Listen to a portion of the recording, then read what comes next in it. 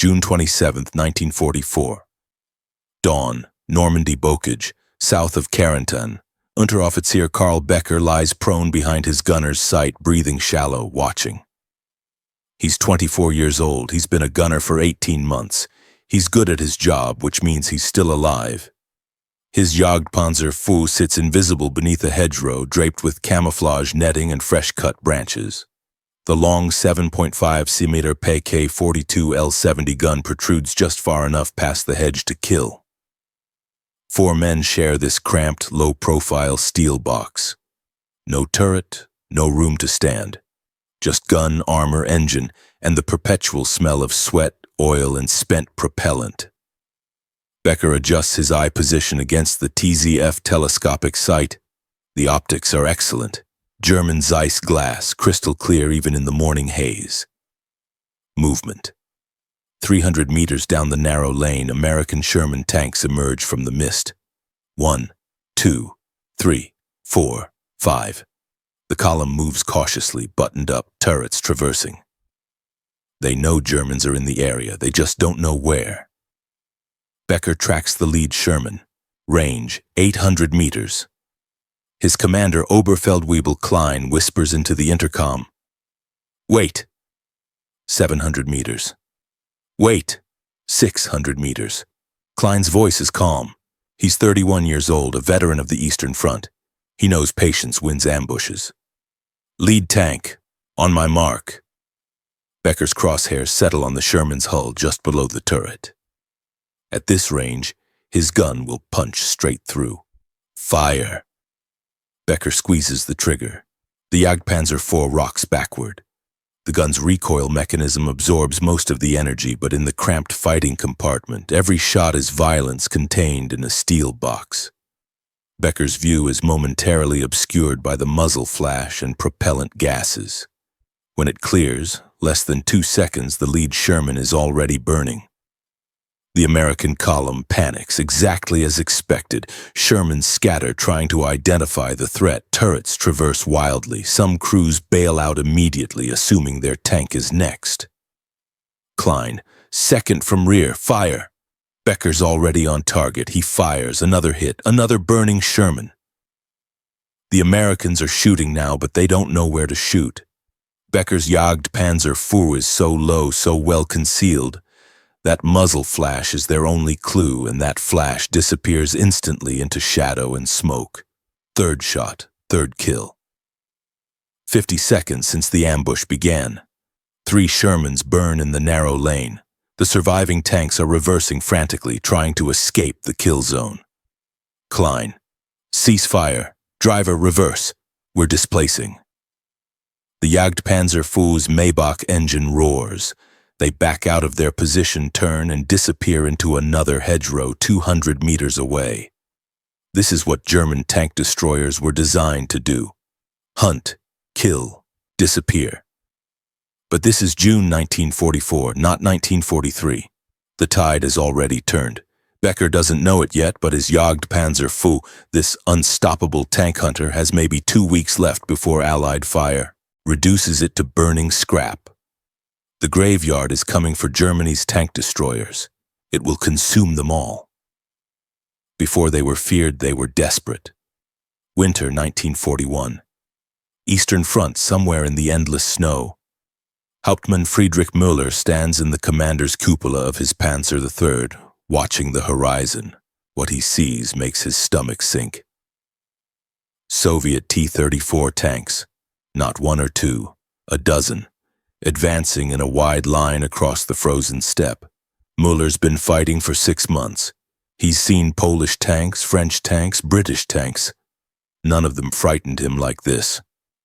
His company has 8 Panzer IIIs, good tanks, reliable, armed with 5cm guns that can handle anything the British or French fielded. Against T-34s, they're death traps. Range, Müller asks his gunner. 1,200 meters. Fire when ready. The Panzer III's gun barks. Müller watches the tracer arc toward the nearest T-34, direct hit on the glacis plate. The round bounces off. Again, another shot, another hit, same result. The armor-piercing round glances away, leaving nothing but a scar on the T-34's sloped armor. The T-34s keep coming. At 800 meters, they open fire. The first 76.2mm shell hits Miller's lead tank, penetrates the frontal armor. The Panzer III brews up instantly, flames and smoke pouring from every hatch. 7 men inside, maybe 2 escape. Miller's on the radio. "All units withdraw, withdraw." They retreat. They always retreat now when T-34s appear. This is the crisis that births the tank destroyer. The problem is simple. German tank guns can't penetrate Soviet armor at combat ranges. The solution needs to be fast, cheap, and deadly. The German answer? Remove the turret. A turret is complex, expensive, heavy. It requires a large ring bearing, a sophisticated traverse mechanism, thick armor that must curve to follow the turret's rotation. All that costs money, steel, and production time. A fixed superstructure is simple. A steel box. Mount a big gun. Point the whole vehicle at the target. You lose the turret's flexibility, but you gain 3 critical advantages. First, lower profile. Without a turret, the vehicle sits lower to the ground, harder to spot, harder to hit. Second, bigger gun. All the weight you save on the turret mechanism can go into a more powerful main armament. Third, speed of production. You can build 3 turretless tank destroyers in the time it takes to build 2 turreted tanks. The first generation arrives in desperate haste. The Marder III appears in 1942. It's a crude vehicle, a Czech 38T tank chassis, with the turret removed and replaced by a high, boxy fighting compartment. The gun is Soviet, captured 76.2mm pieces turned against their makers. The armor is thin. The crew compartment is open-topped, exposed to artillery and weather. But the gun works. At 1,200 meters, that 76.2mm gun can kill a T-34. The Germans are using captured Soviet weapons to kill Soviet tanks. There's a bitter irony in that. Other desperate conversions follow. The Nashorn, Rhino, mounts the fearsome 8.8mm PK-43 gun on a lengthened Panzer IV chassis. It can kill any Allied tank at any combat range, but the fighting compartment is open-topped, the armor is thin, and the whole vehicle stands nearly 3 meters tall. Nashorn crews call it a self-propelled coffin. They're not entirely wrong, but the gun is magnificent. Then there's the StuG III. The Sturmgeschütz, assault gun, wasn't originally designed as a tank destroyer at all. It was meant to support infantry, armed with a low-velocity 75mm howitzer for blasting bunkers and fortifications. But the war doesn't care about original intentions. When Soviet armor appears, the StuG gets upgraded. The short howitzer is replaced with a high-velocity 7.5mm L-48 gun. Same gun as the Panzer IV, but mounted in a lower, better armored chassis. The result is a killer. The StuG III becomes the most produced German armored vehicle of the war. More than 10,000 built. More than 3 times the combined production of Tigers and Panthers. Why? Because they work. Lower profile than a tank. Better armor utilization, sloped plates deflect incoming rounds. Cheaper to produce, easier to maintain.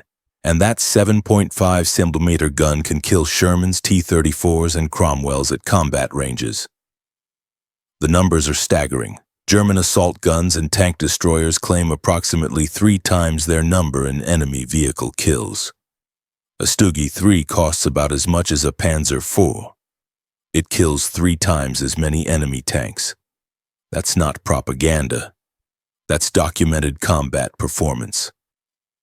The secret is simple: ambush tactics. Tank destroyers don't fight fair. They hide, they wait, they fire first. The defender's advantage in armored combat is massive.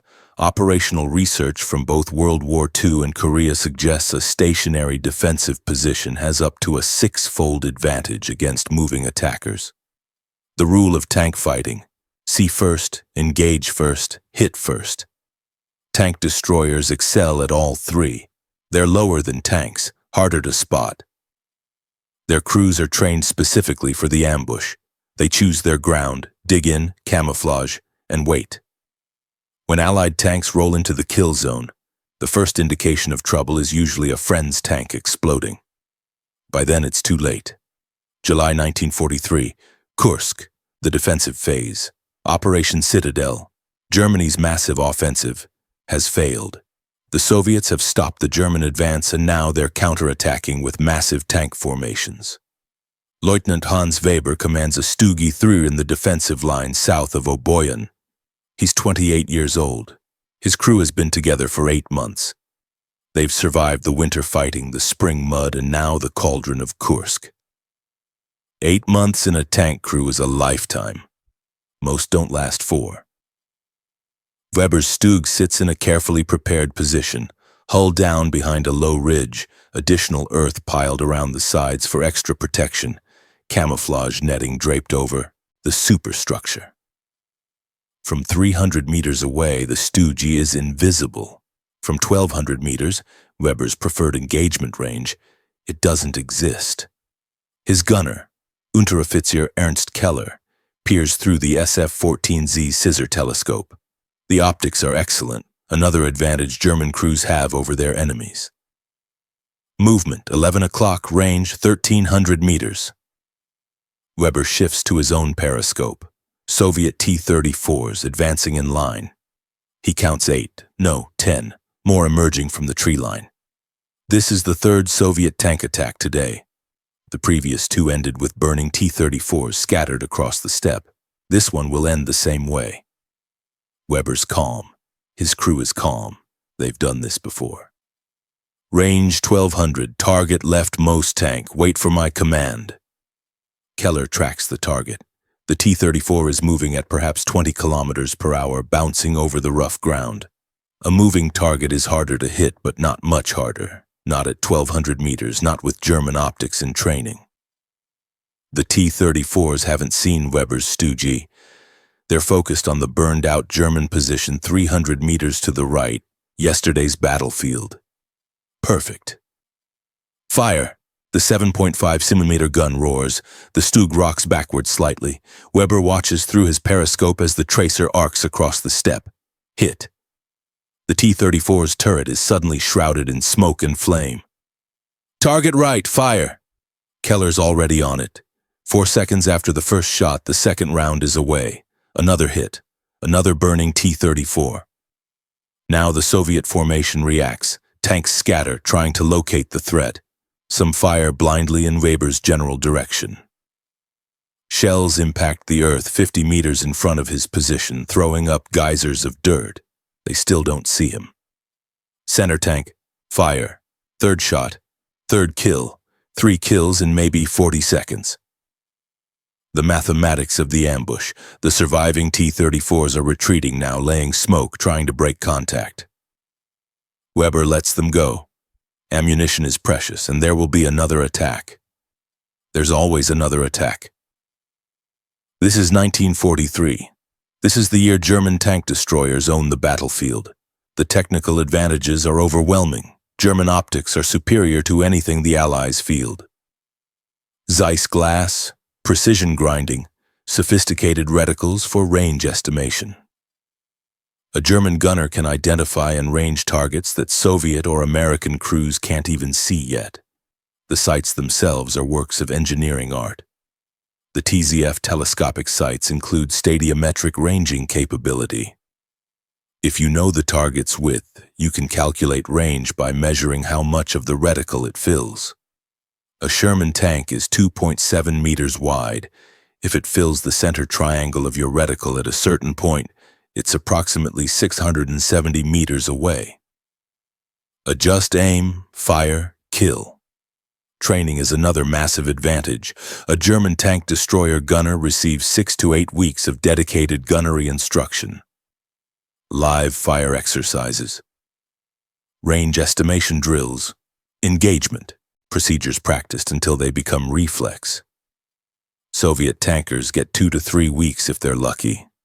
American tankers get better training, but they're also taught to fire on the move, which looks impressive but reduces first-shot hit probability dramatically. German doctrine: stop, acquire target, fire, kill. It works. Ammunition quality matters too. German armor-piercing rounds are more consistent, better manufactured, with superior penetration characteristics for their caliber. All these advantages compound in the ambush. But the Western Front demands different solutions. By late 1943, the mature tank destroyer designs are entering production. The Jagdpanzer IV arrives in January 1944. It uses a modified Panzer IV OSFH chassis. Proven, reliable, readily available. The turret is gone, replaced by a low-sloped superstructure with 80 meters of frontal armor at an angle. The armor is better than vertical plate. Sloped armor increases effective thickness. That 80 millimeter plate at 50 degrees is equivalent to 120 millimeter of vertical armor. The gun is spectacular, 7.5 centimeter PK-42 L70. The same weapon mounted in the Panther tank. At 1,000 meters, it can penetrate any Allied tank fielded in 1944. The profile is so low that American tankers often mistake it for a disabled tank until it opens fire. There's a problem, though. The Jagdpanzer IV is nose-heavy. That long gun overhangs the front significantly, stressing the suspension and making the vehicle difficult to handle in rough terrain. Crews quickly learn to remove the muzzle brake. The brake reduces recoil but kicks up a massive dust cloud when firing, revealing their position instantly. Better to handle the extra recoil than die in a cloud of dust. The Hetzer is smaller, cheaper, and in some ways more effective. Built on the StuG III chassis, the Hetzer stands just 2.17 meters tall, half a meter lower than a Sherman.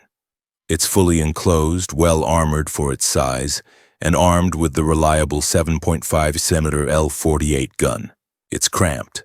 Loading the gun requires the loader to contort himself into positions that would make a gymnast wince. But it's cheap to produce and mechanically reliable. Thousands are built. They serve on both fronts, in the Ardennes offensive and in the final desperate defense of Germany. Some Hetzers are even fitted with flamethrowers disguised as the main gun, Flampanzer 38T, for close-range terror. And then there's the Jagdpanther. If the Hetzer is the practical workhorse and the Jagdpanzer IV is the competent killer, the Jagdpanther is the apex predator.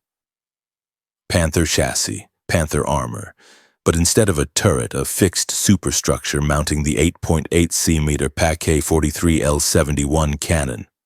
This gun can kill any Allied tank at any range the crew can see it. 2,000 meters? Easy. 2,500? Still lethal. The Jagdpanther is fast, well-armored, and mounted with the most feared anti-tank gun of the war. Allied tankers who encounter Jagdpanthers have two options: call for artillery support or pray. There's a reason it's called hunting panther, but, and this is the critical limitation, only about 400 Jagdpanthers are built during the entire war.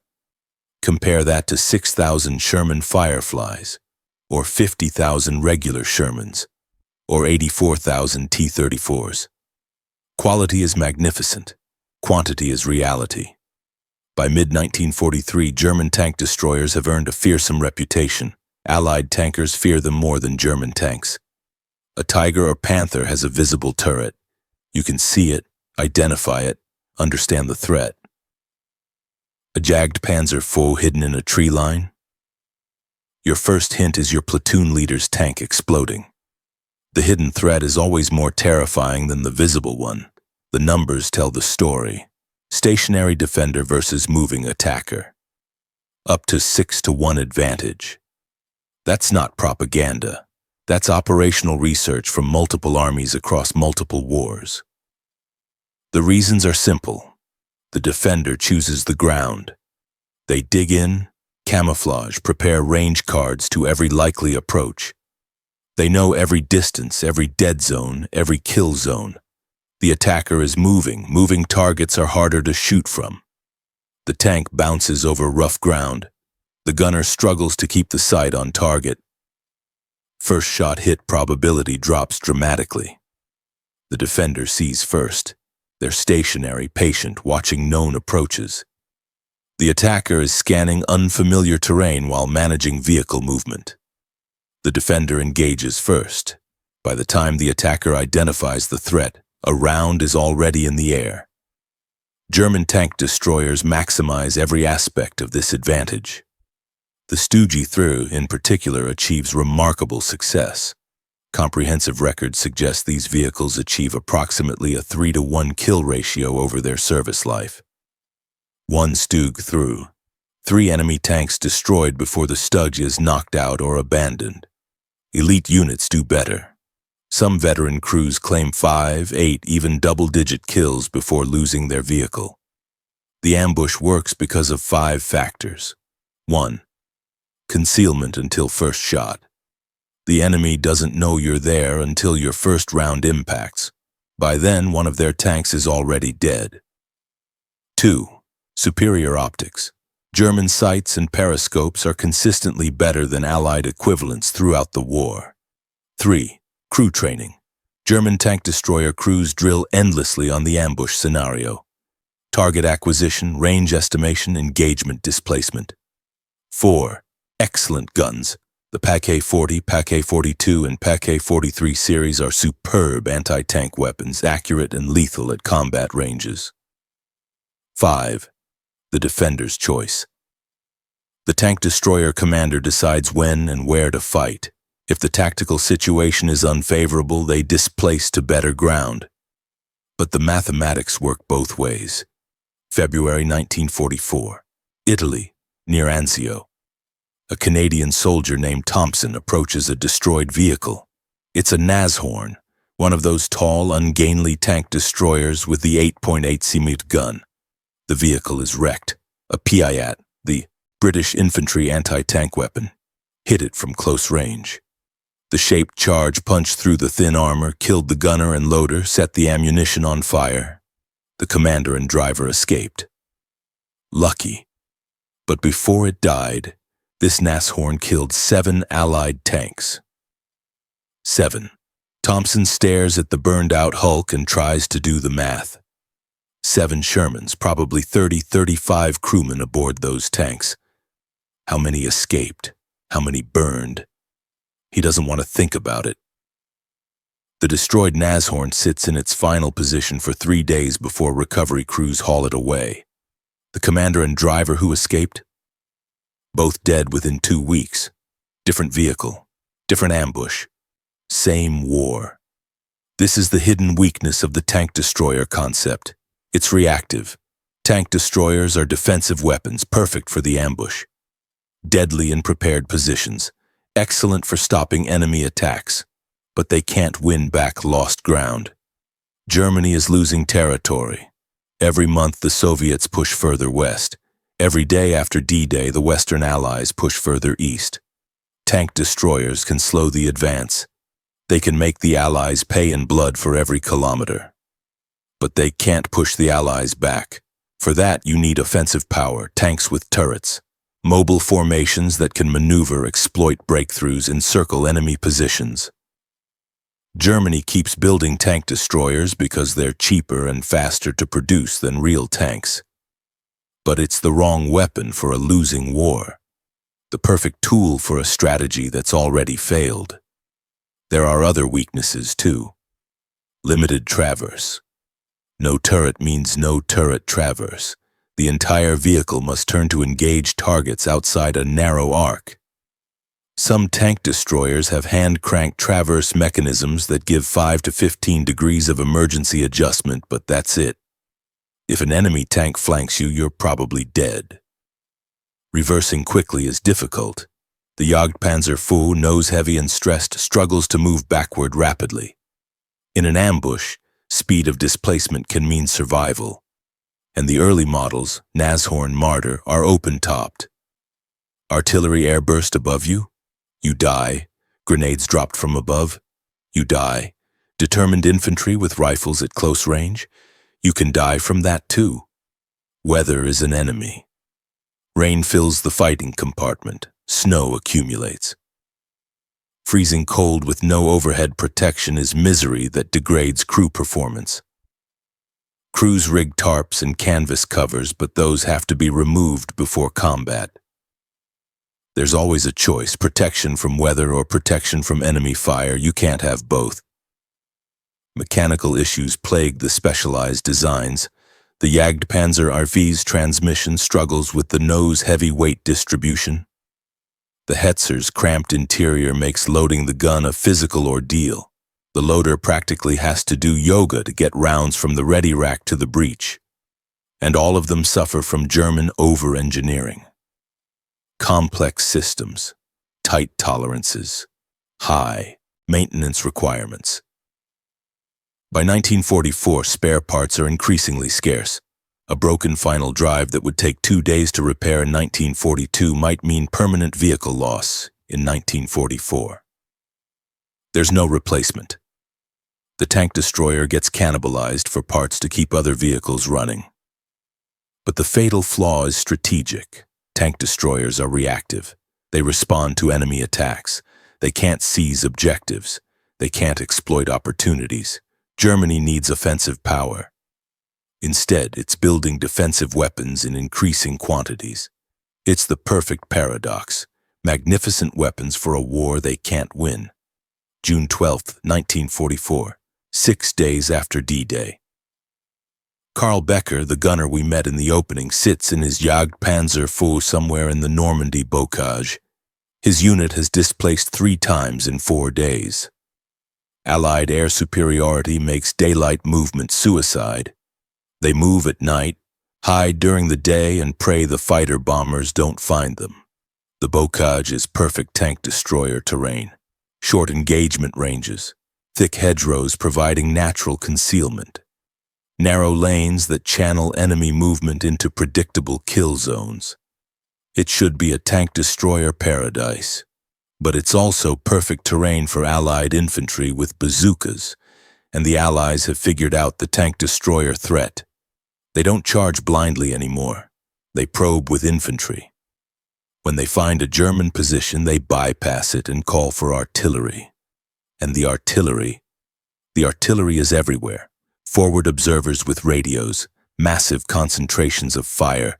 You fire 3 shots from your ambush position. You have maybe 5 minutes before the artillery stonk arrives. 5 minutes to displace, relocate, dig in again. It's exhausting. Becker's crew is tired. They've been in combat for a week straight, sleeping in 2-hour shifts, cold rations, constant movement. The Allies keep coming. For every American tank they kill, 5 more appear. Where are they all coming from? The answer is simple. American industrial capacity.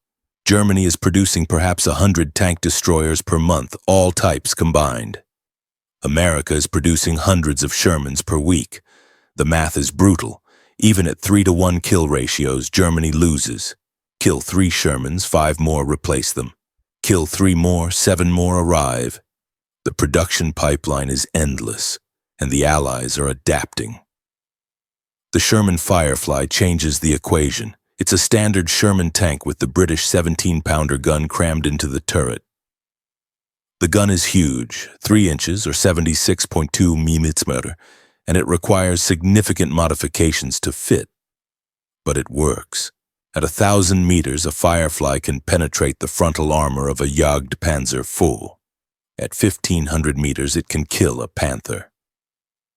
The British deploy them in a ratio of 1 Firefly per tank troop, 4 tanks per unit. The other 3 are standard 75mm Shermans, but that 4th tank is death. German crews learn quickly, identify the Firefly, kill it first. The Firefly usually has a slightly different silhouette, sometimes a different paint scheme. Target the tall one. Target the one with the long gun. Target it before it targets you. But finding the Firefly in a fast-moving engagement is hard, and while you're searching for it, the other Shermans are maneuvering and shooting. Allied tank destroyers arrive too. M10s and Achilles, both mounting high-velocity guns in open-top turrets. They're not as survivable as German designs, but they're mobile and numerous. The doctrine is different too. German tank destroyers emphasize the static ambush. Allied tank destroyers emphasize mobility and aggressive pursuit. It's the difference between defense and offense, between reaction and initiative. The Allies have initiative now. Tactical adaptation spreads through Allied forces. Infantry units learn to bypass suspected tank destroyer positions. Call for artillery, wait for the barrage, then advance through the smoking crater. German crews are forced to displace constantly. Fire, move, fire, move. The patient ambush becomes a frantic game of hide and seek. And then there's the air war. P-47 Thunderbolts, Hawker Typhoons, fighter bombers with rockets, bombs, and cannons hunting German armor. Daylight movement is suicide. One morning, Becker's Jagdpanzer IV is caught in the open during a forced displacement. Engine trouble delayed them. Dawn arrived before they reached the new position. The P-47s find them in an open field. Becker hears the scream of the diving aircraft before he sees it. The commander yells, "Aircraft!" but there's nowhere to go. The Jagdpanzer IV is in the open, moving at perhaps 20 kilometers per hour. The first P-47 fires rockets. They miss, barely. Impact 30 meters to the left, throwing up columns of earth and smoke. The second pass is with the cannon. 50 caliber rounds hammer the upper hull. Most deflect, but the noise inside the vehicle is catastrophic, like being inside a bell while someone beats it with hammers. A round finds the track, severs a link. The track slews off, wraps around the drive sprocket, and the Jagdpanzer IV lurches to a stop. The crew bails out. They scatter into a nearby tree line while the P-47s circle for another pass. No one is killed. The Jagdpanzer IV is recovered later that day. Track repaired. Vehicle back in service. But they lost 6 hours. In those 6 hours, Allied forces advanced 3 kilometers. The prepared defensive position they were supposed to occupy is now behind enemy lines. 1 aircraft, 1 damaged track, 6 hours lost, an entire defensive plan compromised. This is the new reality. July 1944. Operation Cobra, the American breakout from Normandy. The German defensive line is crumbling. Becker's Jagdpanzer IV has been in continuous action for 3 weeks. His crew has changed twice, casualties replaced with whoever's available. The original radio operator is dead. Artillery strike while they were in a temporary position. The original loader is wounded. Some kind of infection, probably from bad water. Evacuated. The replacements are young, so young. The new radio operator is 19. He's been with the unit for 4 days. Becker doesn't know his name yet. Doesn't want to know. Easier that way if he dies. The loader is older, maybe 35, but he's Volkssturm, home guard. 3 weeks of training. He knows how to load the gun, but not much else. This is what's left of the Wehrmacht in July 1944. Klein, the commander, is still here. Still calm, still professional. But Becker can see the exhaustion in his eyes. They've been ordered to hold a village crossroads. Stop the American advance. Buy time for forces further back to prepare defensive positions. It's a suicide mission. Everyone knows it. They dig in, camouflage, wait. The Americans arrive with overwhelming force. Artillery preparation first. 30 minutes of continuous bombardment. The village is reduced to rubble. Becker's Jagdpanzer IV survives barely, in a reinforced position behind a stone wall. The radio operator isn't so lucky. A shell fragment comes through the vision port, kills him instantly. The loader is wounded, shrapnel in the arm and chest. He's screaming, bleeding. Klein makes the decision. We're pulling out. Driver, reverse. They extract from the position while the artillery is still falling. The wounded loader is passed to medics at a field station 2 kilometers back. Becker never sees him again. The Jagdpanzer IV survives another week. The mathematics of the war shift dramatically between June and August 1944. In June, at the start of the Normandy campaign, German forces field approximately 1,500 armored fighting vehicles of all types. The Allies field more than 5,000, numerical superiority 3-1. Manageable if you're fighting smart. Kill ratios can compensate for numbers. By August at Falaise, German forces are down to perhaps 500 operational vehicles. The Allies have more than 6,000, 12-1. Kill ratios don't matter anymore. Even at 3-1, the Germans are mathematically eliminated. Every exchange favors the Allies. Worse, elite crews are gone, dead, wounded, captured. The replacements are teenagers, Hitler Youth with 6 weeks of training. Old men from the Volkssturm who last saw combat in 1918. Training pipelines have collapsed. Veteran tankers who should be training the next generation are dying in combat instead. Quality degrades as quantity increases. A boy loader, 16 years old, in his first combat action. He doesn't know how to clear an ammunition feed jam. The gunner has to do it himself while also trying to engage enemy tanks. They die together when a Sherman flanks them and puts a round through the thin side armor. Fuel becomes critical. German fuel production is targeted by Allied bombers. Refineries burn. Supply lines are cut. Operational range drops from 200 kilometers to 60 kilometers, if you're lucky. Tanks and tank destroyers are abandoned for lack of fuel. Crews blow them up with thermite grenades and walk away. July 28, 1944. Near Coutances, Becker's Jagdpanzer IV runs dry. They're trying to displace again when the engine sputters and dies. Fuel gauge reads 0. Klein checks the map. They're 8 kilometers from the nearest German-controlled fuel dump. 8 kilometers might as well be 800. Allied forces are everywhere. The decision is made quickly. Strip the machine guns, take small arms. We'll destroy the vehicle and move on foot. They work fast. Remove the MG-34s, gather all the ammunition they can carry, personal equipment, maps. Klein arms thermite grenades designed specifically for destroying equipment. He places them in the engine compartment and on the ammunition racks. Clear?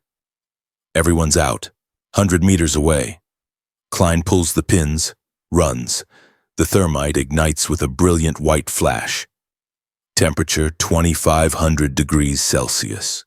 Hot enough to melt steel. The engine catches fire first. Then the ammunition starts cooking off. Rounds explode inside the fighting compartment. The Jagdpanzer IV, this feared tank hunter, this perfectly engineered killing machine, tears itself apart. Becker watches it burn. He's been in that vehicle for 6 weeks. It feels like 6 years. Now it's just another wreck in the graveyard of France. The crew walks east through the night. They reach German lines 2 days later. Becker is immediately reassigned. Infantry this time. No more tanks. No more tank destroyers.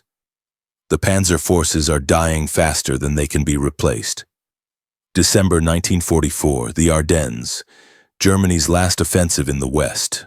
One final throw of the dice. Tank destroyers participate, Jagdpanzers, Hetzers, even some of the precious Jagdpanthers. The initial attack achieves surprise. Americans are caught off guard. German armored columns push deep into American lines. For 3 days, it looks like 1940 again. Then the weather clears. Allied aircraft appear, thousands of them. Fighter bombers, medium bombers, heavy bombers. They savage German supply columns, attack armored formations, interdict every road. American reinforcements arrive. Patton's Third Army pivots north. British forces reposition.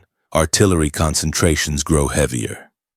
The American artillery doctrine, time on target bombardments coordinating multiple batteries, is devastating. And the tanks keep coming. Always more tanks.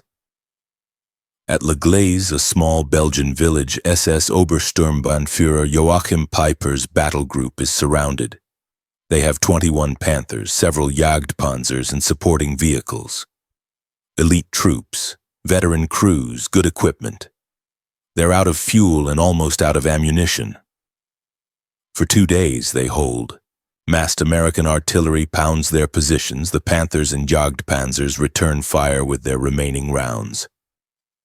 On Christmas Eve, Piper gives the order to abandon the vehicles. Crews disable their tanks with explosives and small arms fire. Destroy the optics. Wreck the radios. Render the guns inoperable. 800 men walk out on foot through Allied lines, leaving behind millions of Reichsmarks worth of equipment. Some of those vehicles are in museums now.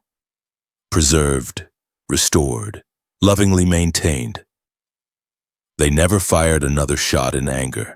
March 1945, somewhere in Germany, probably. Gefreiter Ernst Schmidt is 17 years old. He's been in the Wehrmacht for 3 weeks. His training, 2 weeks of basic infantry drill, 1 week familiarizing himself with a Hetzer tank destroyer. He's a loader. It's the simplest position. Pick up shell. Load shell. Try not to die. Schmidt doesn't know his commander's name. Doesn't know the gunner's name. The driver is maybe 40, maybe 50. Old. Too old for this. They're all strangers thrown together in the chaos of the collapsing Reich. Their Hetzer is assigned to defend a river crossing. There's a bridge. They're supposed to stop Soviet tanks from crossing the bridge. Schmidt thinks this plan is insane, but no one asks 17-year-old loaders for their tactical opinions. They drive the Hetzer into position just before dawn. It's a good position, actually. Hull down behind a low berm, good line of sight to the bridge approach. If this were 1943, if they were a veteran crew, if they had ammunition and fuel and support, this position could hold for days. It's 1945, they have 2 days of fuel, 40 rounds of ammunition, no support, they last 3 hours. Soviet artillery finds them mid-morning. The first barrage isn't even close, impacts 200 meters to the south. The second barrage is right on top of them. Schmidt has never been under artillery fire before. The noise is beyond description. The earth shakes. The Hetzer rocks on its suspension. Dirt and debris rain down on the superstructure. A shell hits 10 meters to the left. Fragments rattle off the armor. Another shell hits 5 meters in front. Closer. The commander is screaming into the radio, calling for counter-battery fire, for smoke, for anything. No one responds. Either the radio is broken or there's no one left to respond. The third shell hits the Hetzer directly. Not a penetration. The Soviet shells are high explosive, not armor-piercing. But the impact is catastrophic anyway. The blast wave is transmitted through the armor. Inside the cramped fighting compartment, the overpressure is lethal. The commander dies instantly. Traumatic brain injury from the concussion. No visible wounds. Just dead. The gunner is wounded, bleeding from the ears and nose. Screaming but can't hear his own voice. Schmidt and the driver are somehow okay. Okay enough to move anyway. Out! Get out! They bail through the side hatch. The gunner follows, stumbling, still bleeding. They run, 50 meters, 100, find a shell crater and dive in. Another artillery barrage hammers their position. The Hetzer takes 2 more hits. By the time the barrage lifts, the vehicle is a burning wreck.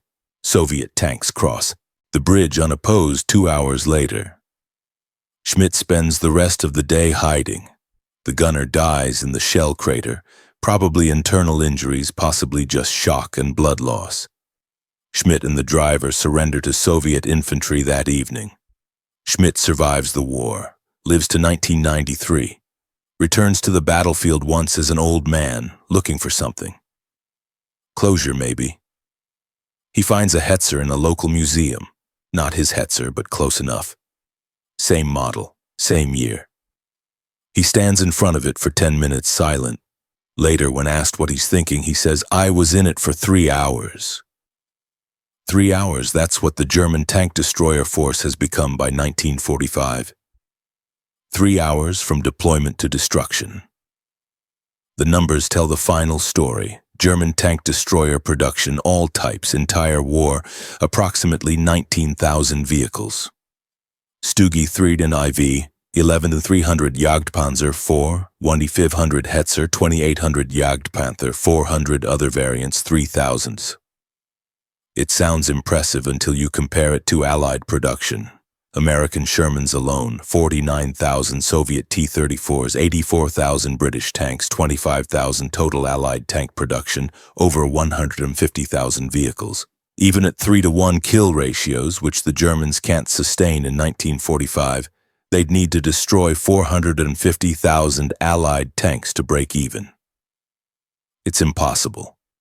Add in the other factors: fuel shortages, crew quality degradation, spare parts scarcity, overwhelming Allied air power, massed artillery.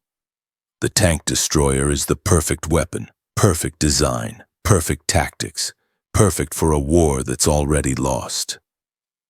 By April 1945, many German tank destroyers aren't even mobile anymore. They're emplaced as static pillboxes, no fuel to move them, barely enough ammunition to fight. Some have their superstructures removed, mounted on concrete fortifications. Bunkers armed with 7.5 cm guns. It's the end. The graveyard has claimed them all. April 1945. Berlin. Karl Becker, remember him? Is still alive, somehow. After his Jagdpanzer IV was destroyed in July, he was assigned to infantry. He fought through France, through the Rhineland, through the final collapse. Now he's in Berlin with what's left of his unit. Maybe 30 men from a company that started with 180. They're defending a rubble-strewn intersection. Soviet forces are 3 blocks away. Artillery is constant. The sound never stops. Becker hears a familiar engine note. German, Maybach, heavy. He looks around the corner. There's a Jagdpanzer IV, partially destroyed, wedged into what used to be a building. The superstructure is intact, but the running gear is shattered. It's not going anywhere. Someone's using it as an improvised bunker. He can see a teenager, SS probably, manning a machine gun from the commander's hatch. It's surreal. The tank destroyer that was supposed to hunt Allied tanks is now a static pillbox defended by a child. Becker watches for a moment. The kid looks terrified. He should be. Soviet tanks are coming. Becker turns away. Doesn't see what happens next. Doesn't want to see. He hears the explosion 10 minutes later. Building collapse. When the dust settles, the Jagdpanzer IV is buried under tons of rubble. Final resting place, Berlin. Grid coordinates unknown. Probably still there, somewhere under the rebuilt city. The ambush predator has become prey. The hunter is hunted. The unstoppable has stopped.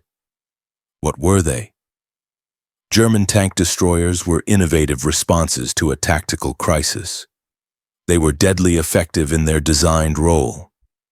They achieved remarkable kill ratios under the right conditions. They were feared by Allied tankers with good reason. Superior optics, excellent guns, well-trained crews, perfect ambush tactics. They represented some of the finest armored vehicle engineering of World War II. But they couldn't overcome the fundamental problem. Germany was fighting enemies who could replace their losses while Germany couldn't. Tactics can't overcome strategy. Engineering brilliance can't overcome industrial capacity. Quality can't overcome quantity when the quantity gap is this vast. The fields of France, Belgium, and Germany are littered with destroyed tank destroyers. Jagdpanzers, Hetzers, StuGs, Jagdpanthers. The graveyard they couldn't escape. They looked unstoppable in 1943.